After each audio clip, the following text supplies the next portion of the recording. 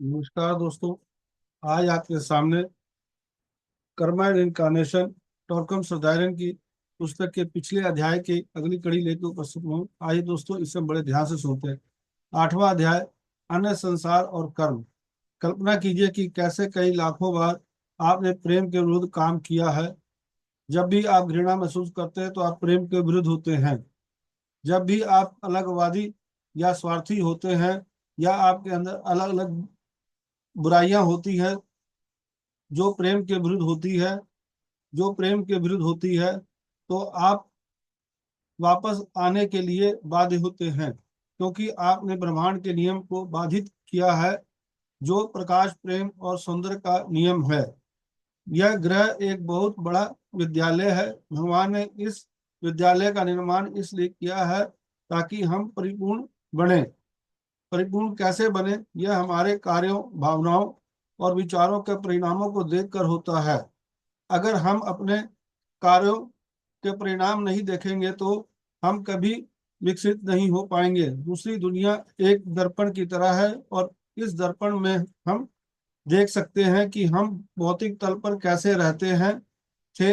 वे वहां कुछ भी नया गुरु नहीं शुरू नहीं कर सकते, सिवाय इसके कि कभी कभी एक सेकंड में जाग जाते हैं और पृथ्वी पर रहते हुए कुछ भी उन्होंने किया उसके परिणाम देखते हैं। 5 तरह के लोग यात्रा करते हैं। कुछ ऐसे होते हैं जो मानसिक तल तल तक जाते हैं और कानून कोकून की तरह वापस आ जाते हैं। वे इस बात से सचेत नहीं होते कि क्या हो रहा है। शायद 80% मानवता उस स्तर पर है। वे मरते हैं और वे मृत हैं। उनमें बिल्कुल भी चेतना नहीं है। वे इथरिक तल, भावनात्मक तल और मानसिक तल पर जाते हैं, और कानून उन्हें वापस धरती पर भेजता है ताकि वे धरती पर जागे।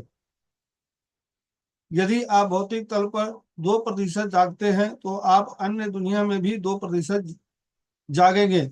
यह भौतिक तल में भी आपके जीवन पर निर्भर करता है। आप अन्य दुनिया में प्रकाशित नहीं हो सकते। आप अन्य दुनिया में गुरु नहीं हो सकते। आप नहीं कर सकते अन्य दुनियाओं में अपना विकास जारी रखें।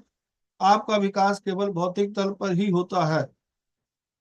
दूसरे प्रकार के लोग वे हैं जो दूसरे लोकों में यात्रा करते समय इन विमानों में क्षण भर के लिए जागने में सक्षम होते हैं। वे अपने जागने के क्षणों में जो देखते हैं वह उनके कार्यों, उनके विचारों, उनके वाणी का परिणाम है।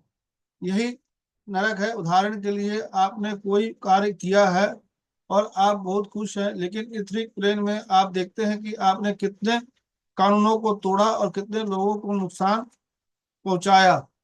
आप इसे यहाँ नहीं देखते हैं। उदाहरण के लिए, आप एक तीर चलाते हैं और वह तीर खेतों में चला जाता है। उस इसने कितने कीटों को मारा, कितने फूलों काटे, इससे कितने पौधों को नष्ट किया। अंततः यह कहीं पहुंचता है।